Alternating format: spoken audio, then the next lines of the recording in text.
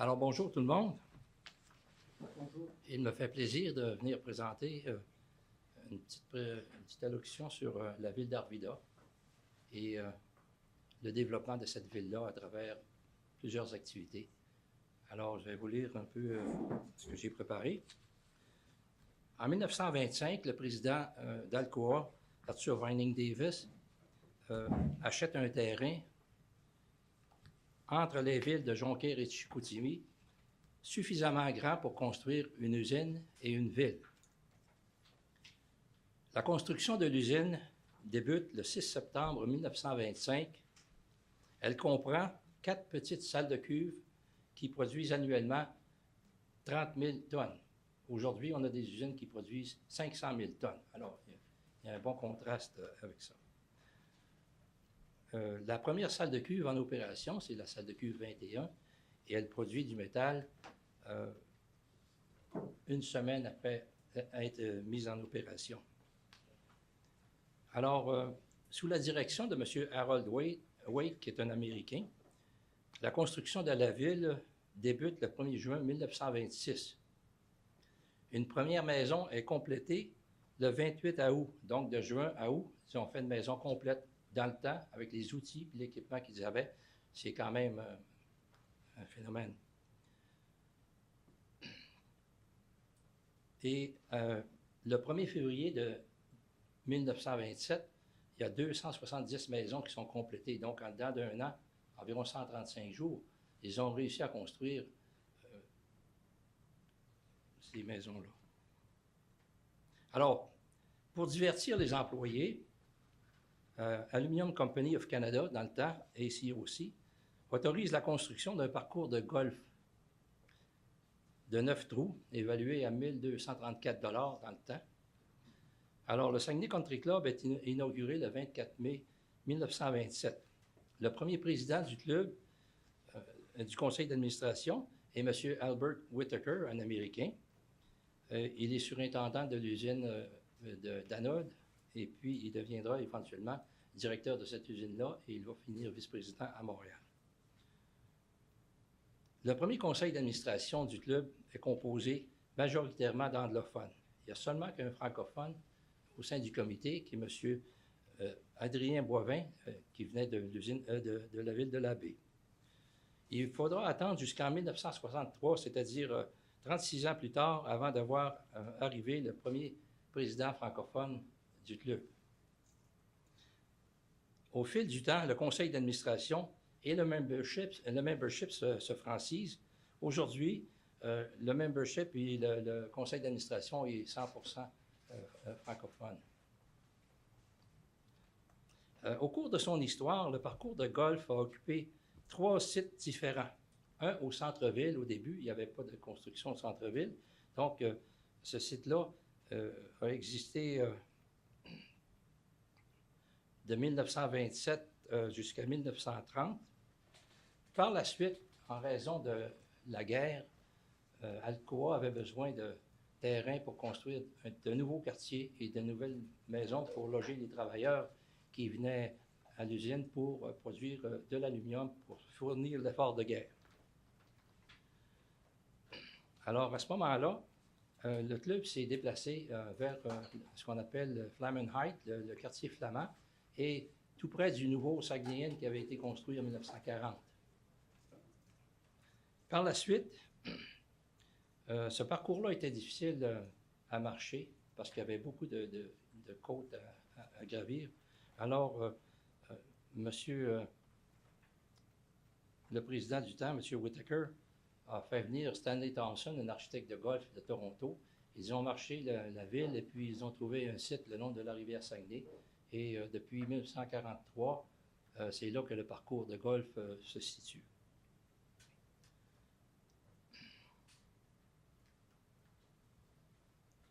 Plusieurs personnalités ont foulé les verres du club de golf à Arvida.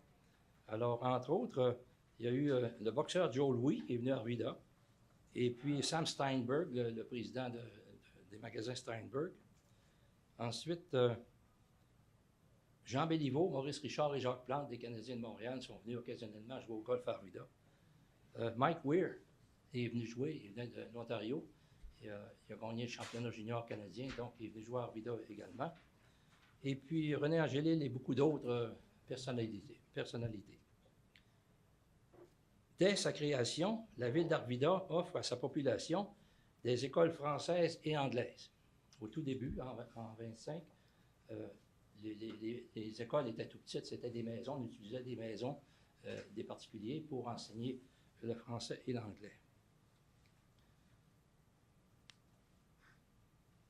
Au milieu des années 40, la commission scolaire d'Arvida ajoute une école pour former des secrétaires bilingues. Donc, vu que quelqu'un avait besoin de secrétaire, puis que ça parlait majoritairement l'anglais dans la direction, alors ça prenait des secrétaires bilingues. Donc, il y a eu une école qui a été formée pour produire des secrétaires bilingues.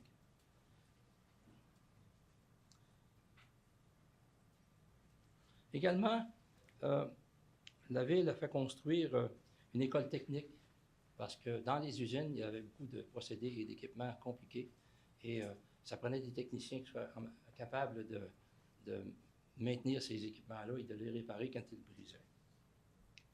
Très tôt dans le développement de la ville, la compagnie met sur pied l'Association athlétique d'Arvida, qu'on appelait AAA. Et puis, un petit peu plus tard, c'est devenu le AARA, l'Association athlétique et récréative d'Arvida. Cette commission-là avait la responsabilité d'identifier et de mettre en place les ressources nécessaires, c'est-à-dire les budgets, l'organisation, les équipements et les facilités pour le bien-être de ses citoyens. Au fil du temps, la variété et la quantité des sports et loisirs augmentent de façon importante. On a fait un relevé au début des années 70. À Arvida, on offrait à la population 80 sports et loisirs différents. Alors, les loisirs, ça pouvait être de la peinture, ça pouvait être de la danse classique, de la claquette. Non, mais là, il y avait toute la peinture. Alors, les gens là-dessus avaient le choix, beaucoup. C'est à travers ces activités que les Arvidiens de toute provenance apprennent à se connaître, à découvrir d'autres coutumes, d'autres mets, parce que des fois, il y avait des parties de Polonais, puis on pouvait y aller puis manger du porc ou du poulet qu'eux avaient cuit sur la braise. Alors, c'est ainsi que plusieurs francophones, dans le voisinage du quartier des Anglais, parce qu'il y en avait des francophones, ils étaient en contact avec les Anglais, puis ils ont appris la langue anglaise. Puis c'est vrai aussi pour les anglophones qui ont appris le français. Terry en est un exemple. Il y en a plusieurs. On a eu beaucoup d'Arvidiens qui parlaient les deux langues. Personnellement, j'ai appris l'anglais à l'école secondaire et également avec mes amis anglophones à travers les sports que j'ai pratiqués avec eux. Donc, on jouait au tennis, ou on jouait au football, au baseball. Puis l'été, on se voyait puis on pouvait échanger ensemble. J'ai également eu l'occasion, à la fin des années 50, de passer le journal La Gazette dans le quartier des Anglais. À ce moment-là, je ne parlais pas beaucoup l'anglais, mais le samedi, quand j'allais collecter, il fallait que j'essaye de comprendre ce qu'on me disait. Le premier mot qui est arrivé, c'est Mme Condon, au coin de la rue Parks puis Hoops. Elle dit, I'm going to get my husband because she didn't speak French. So there, Mr. Condon came to the door and I said, it's collection day. So he paid me. Également, durant la période des fêtes, pour une période de temps, Poste Canada livrait les boîtes, les cadeaux de Noël dans le quartier des Anglais. Alors moi, j'embarquais dans la boîte d'un petit camion, puis j'allais livrer sur la rue Radin, la rue Parks, les rues du quartier anglais. J'allais livrer les petits cadeaux de Noël. Je cognais à la porte, puis je remettais ça sans parler aux personnes. Arvida a aussi attiré des commerces importants, entre autres le premier magasin Steinberg à l'extérieur de Montréal. Il est venu s'établir à Arvida. Vous allez voir dans les visites que le vieil édifice Steinberg a été rénové. C'est un petit bijou. Nous, quand on l'a connu dans les années 40, c'était comme ça qu'il était. Puis on a joué beaucoup, en arrière, en avant. J'ai épluché du blé d'Inde dans le sous-sol, j'ai déchargé des vannes. Alors, c'était notre... moi, j'étais élu au centre-ville, donc j'étais toujours dans ce coin-là. Tout ce qui se passait, j'étais au courant. Également, on a eu le magasin Holt, Renfrew North, qui est venu s'établir à Arvida. Il s'est établi à 3 endroits différents. D'abord, au manoir du Saguenay, le Saguenay Inn, dans une chambre. Celle qui opérait ça, c'est Mme Ebert. Son mari est devenu vice-président à un moment donné. Puis, moi, j'ai en contact avec un de ses fils qui demeure à Calgary. Et puis, lui, il écrit beaucoup. C'est un golfeur.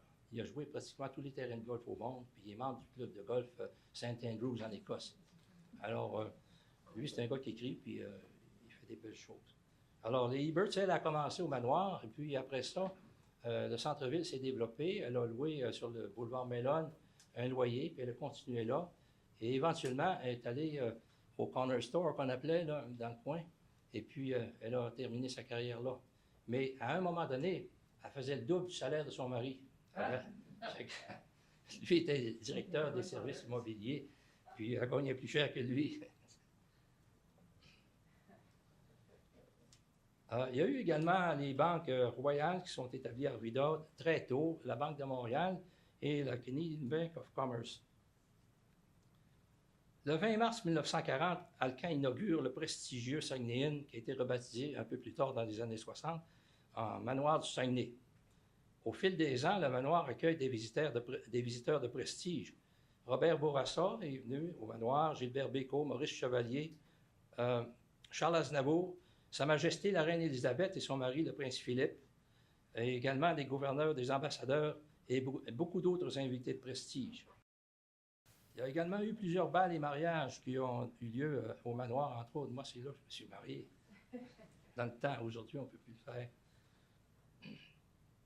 Au fil des ans, la ville poursuit son développement et ajoute de nouveaux quartiers équipés d'écoles, de pavillons, de patinoires, de piscines extérieures, de terrains de bal et à la fin des années 40, d'un parc central conçu par l'architecte paysagiste Frédéric Todd.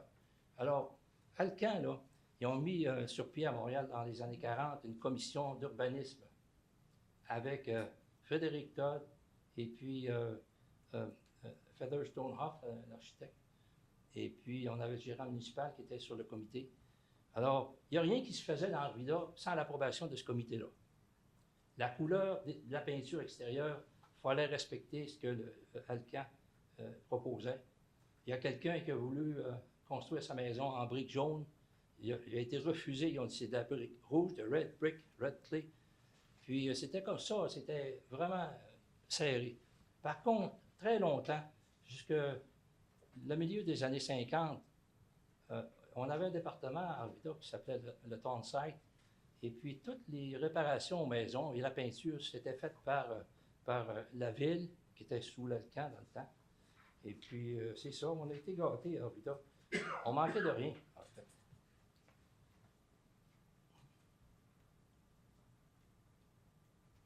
Au fil des ans, là, la ville poursuit son développement et ajoute de nouveaux quartiers. Donc, on a commencé avec le quartier des Anglais, puis le quartier près de l'église Sainte-Thérèse, francophone pour les travailleurs et les superviseurs. Mais par la suite, durant la Deuxième Guerre, le quartier des Anglais s'est développé un peu plus. Et puis, il y a eu la paroisse Vaudreuil et Saint-Jacques, Saint-Philippe et Saint-Mathias qui ont été ajoutés durant la Deuxième Guerre. On a eu aussi les maisons qu'on appelait les wartime. C'était des petites maisons unifamiliales, un étage, 4 appartements, puis il y avait une version avec un deuxième étage, 6 appartements. Alors ça, dans le quartier Saint-Mathias, vous allez voir ça, j'ai peut-être quelques photos qui illustrent ces petites maisons-là. C'était construit par la Wartime Housing. Il n'y avait pas de solage au début, puis un peu plus tard, la ville a soulevé les maisons sur des piliers, puis elle a construit des solages de béton comme toutes les autres maisons.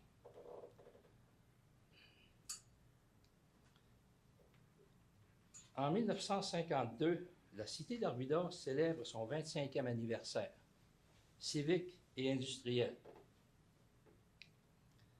L'exposition se déroulait dans le centre de récréation. C'était le bâtiment construit dans les années 40, au milieu des années 40, pour divertir les Arvidiens durant la période de guerre, parce que les gens travaillaient fort à l'usine, puis Alcan voulait donner à ses citoyens des facilités, des sports et des loisirs. Donc,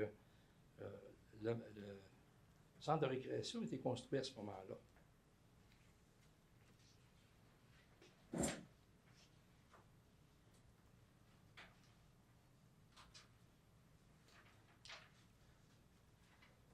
Le 1er janvier 1975, la ville d'Arvida est fusionnée avec la ville de Chicoutimi et Jonquière.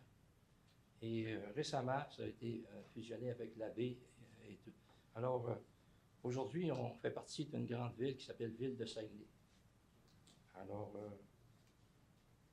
à Arvida, les citoyens anglais, français et immigrants ont toujours fait bon ménage et les relations ont toujours été cordiales et respectueuses. Alors, on n'a jamais eu de problème à Arvida. Oui, c'est tiré des boules de neige.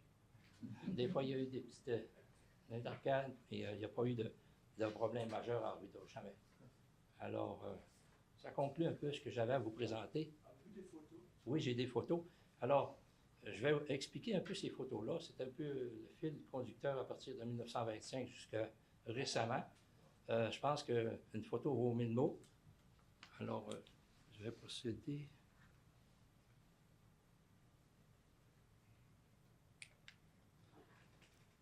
Alors, vous avez ici le premier groupe vraiment important qui est arrivé à Arvida. C'est à gauche, c'est M. Whittaker, Albert Whittaker.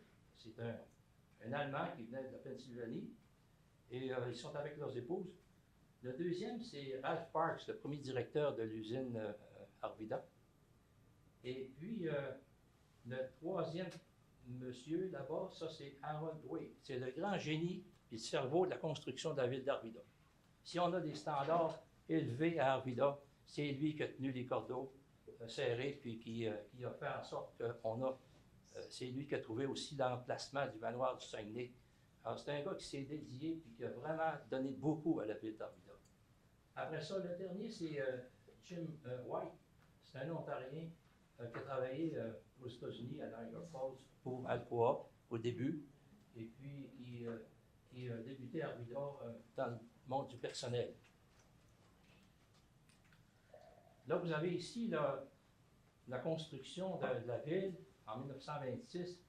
Alors, comme j'ai dit tantôt, Alcoa avait construit un grand atelier qu'on appelait le Town Site.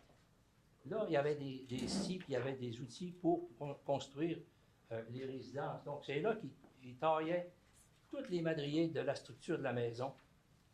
Ils emballaient ça, puis identifiaient à quel numéro de maison ça allait, mettaient ça, ils ont construit une voie ferrée qui partait de l'atelier, puis qui s'en allait dans chaque rue. Ça, c'est la première rue, la rue David. Après ça, il y a eu la rue Moritz.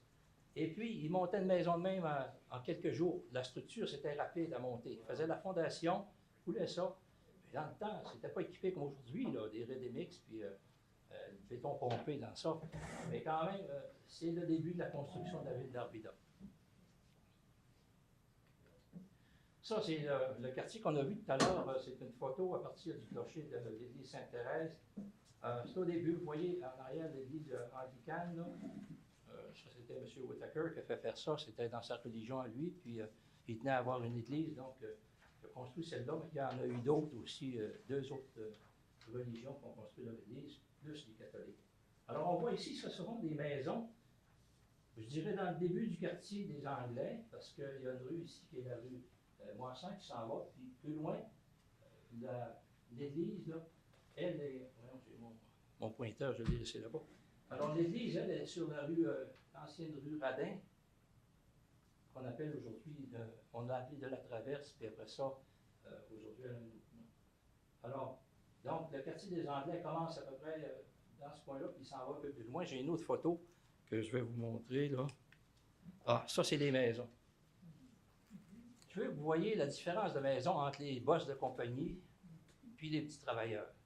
Okay? Vous avez vu, là, juste avant, les maisons de travailleurs. Okay? Ici, vous allez voir les maisons des boss. Ça, c'est la maison de M. Wake. 3 étages, il y avait une gardienne et une bonne en haut. L'autre à côté, c'était Ralph Parks. Et puis, il y en a une autre que c'était la maison de Whittaker. Ça aussi, c'est une maison des patrons. Pardon? Swales. Swales, ah oui, il y en a eu plusieurs qui étaient là. Actuellement, c'est mon ancienne blonde qui est là. Ça ici, Bob Weiber.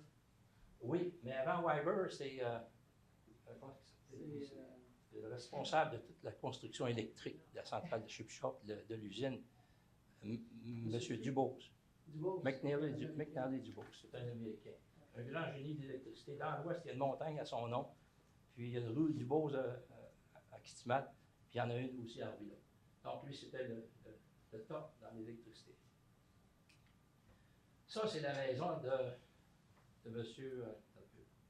Whitaker. Là, ça, c'est Ralph Parks, le premier directeur de l'usine. Donc, vous voyez, c'est quand même des maisons très importantes. On va les voir cet après-midi. On va faire le tour. Bon, ça, c'est Arvida au début, je dirais en 1939-40, parce qu'on voit ici l'ancien boulevard du Saguenay, qui est maintenant le boulevard Tachot, qui est maintenant le boulevard du Saguenay.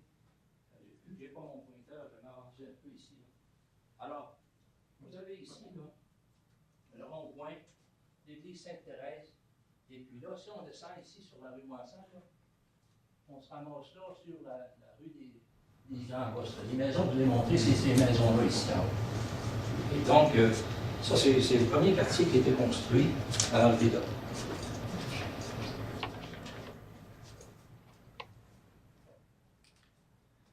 Bon, c'est une autre vue, là, en 1945. Ici, on voit le corner store en bas, le garage, et on voit la configuration des rues en courbe. Les rues ont été faites en courbe pour ralentir le trafic, parce qu'il y avait beaucoup d'enfants qui jouaient dans les rues, on jouait du hockey dans les rues, ou de n'importe quoi, puis c'était pour ralentir le trafic. Où est l'usine? L'usine est de ce côté-là, ici. Est-ce que c'est là? Côté-là.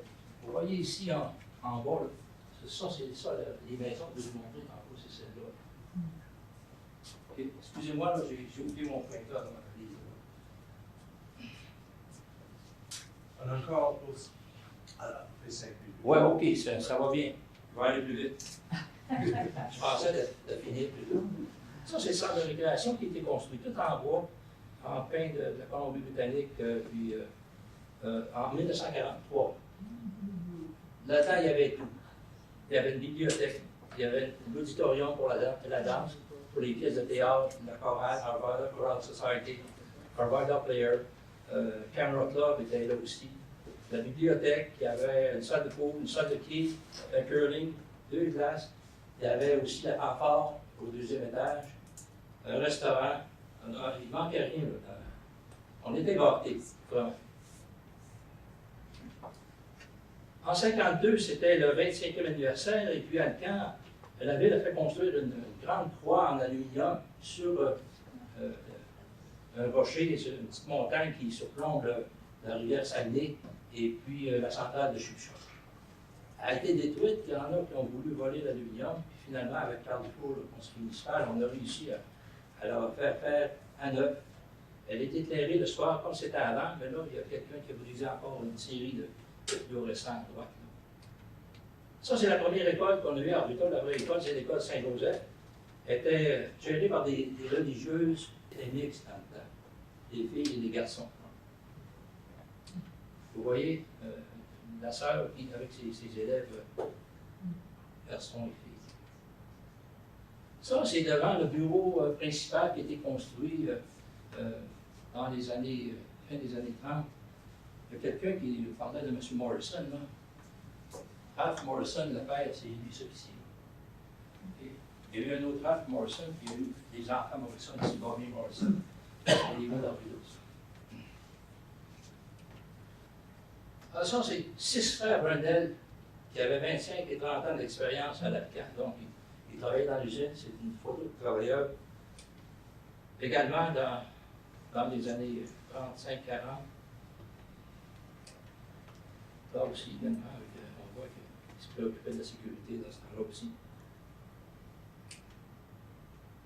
Ça, c'était un parti, ce qu'on appelait des Polocs, des Polonais. C'était des Slaves, en fait. Ils se réunissaient tous en groupe dans un terrain près du club de golf. Et à l'automne, disons, ils faisaient un party. Vu qu'il n'y avait pas d'auto, je demandais à mon père d'aller chercher la nourriture. Donc, on allait dans le Grand Mathias, aller égorger un porc, mettre ça dans le coffre, achète la bière, puis on tournait au club de golf.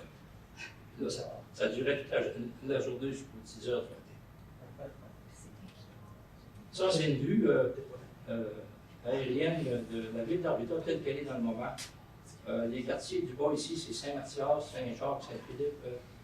Ça a été fait plus tard, dans les années 40. Ça, c'est la rue Boulevard Mellon. C'est le bloc A. C'était le bloc que l'Alcan avait ses bureaux dedans au départ. C'est encore la même chose aujourd'hui. Ça, c'est une vue de l'usine après la guerre. Parce que pour le fort de guerre, les premières salles de culte que je vous ai parlé tantôt, c'est ces 4 petites-là ici en avant. Et quand la guerre est arrivée, là, C.D. Howe à Ottawa, qui est un Américain, Whittaker, qui est un Américain, avec le président américain, ils ont fait des prêts de centaines de millions de dollars à l'Alcan pour construire toutes les salles de culte jusqu'à l'autre bout là-bas, pour produire de l'aluminium, pour fabriquer des avions, pour défendre l'Angleterre et l'Europe. C'est le fameux Steinberg. La fanfare, on avait la fanfare d'Arvida. Le directeur, c'est M. Jean Bach, qui venait d'Europe. C'était le frère de Frédéric Bach, celui qui était l'homme qui plantait des arbres. Donc, M. Bach était à Arvida, il demeurait avec nous. Il est là à droite, M. Bach, qui a composé c'est une pièce sur les bleuets, puis il l'a offert au maire Fay. Ça, durant la Deuxième Guerre, on a eu l'armée qui est venue à Arvida. Ils protégeaient le central de Chouchard avec des revolvers, des gros canons, des fusils. Puis il y avait des canons en ville. Où le maire Fay, il y avait un canon derrière sa maison, qui restait là tout le temps de la guerre. Puis là, ben, il jouait de la musique. Puis derrière, c'est le théâtre Palace qu'on voit. Ça, c'est des jeunes au terrain de jeu. L'été, comme je dis tantôt, on était bien organisé l'été, il y avait des terrains de jeu anglais, français, les filles, les gars. Et ça, c'était des jeunes du temps qui s'étaient fait un arrêt-balle avec des matriers. Bon, ça, c'est une parade. Ça, c'est le terrain de golf actuellement. C'est un des le 13e. Bon, alors, ça termine là-dessus. Merci beaucoup.